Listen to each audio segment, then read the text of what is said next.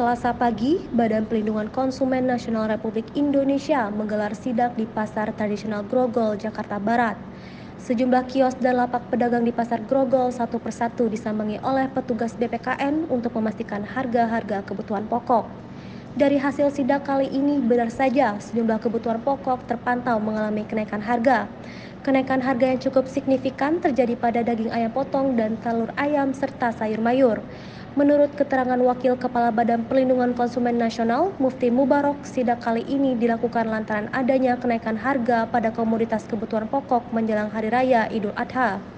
Mufti juga menghimbau kepada para distributor dan penjual agar tidak memanfaatkan hari-hari besar untuk menaikkan harga-harga kebutuhan pokok yang nantinya dapat memberatkan konsumen. Bisa keberatan nggak Bu dengan ada kenaikan ini Bu? Ya, kalau saya nggak keberatan, yang penting ada barangnya.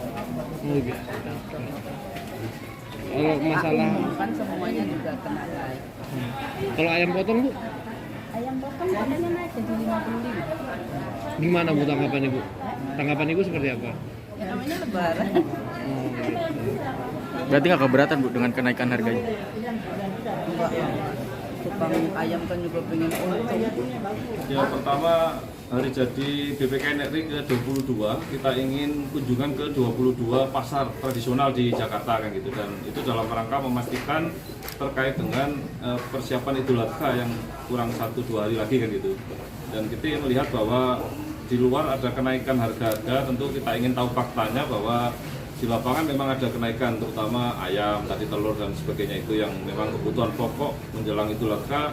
Biasanya peak season dimanfaatkan oleh para supplier dan para distributor plus ya toko-toko yang menjual kan itu, sehingga kita ingin jangan dimanfaatkan situasi itu karena itu melanggar undang-undang kan gitu. Kalau memanfaatkan situasi di saat masyarakat butuh, konsumen butuh, kemudian harga dinaikkan, tentu ini menjadi sesuatu yang menurut kami tidak etik lah dalam konteks perdagangan kan gitu. Mestinya pada saat peak season, pada saat Idul Fitri atau Idul Adha itu harga-harga harus stabil kan gitu. Jadi kami dengan pemerintah, terutama Kemendak juga turun bersama untuk melihat langsung, dan ini menjadi bagian dari catatan dan rekomendasi kita untuk pemerintah supaya harus ada pasokan yang kuat kan gitu.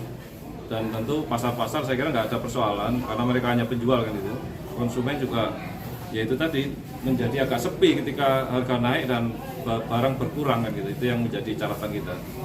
2 hari menjelang Hari Raya Idul Adha, rencananya BPKN akan menggelar sidak di 22 pasar tradisional di wilayah DKI Jakarta. Dari hasil temuan sidak, BPKN akan merekomendasikan kepada pemerintah untuk dapat melakukan normalisasi harga kebutuhan pokok dengan memperkuat stok ketersediaan bahan-bahan kebutuhan pokok. Dari Jakarta, tim liputan melaporkan untuk Sinpo TV.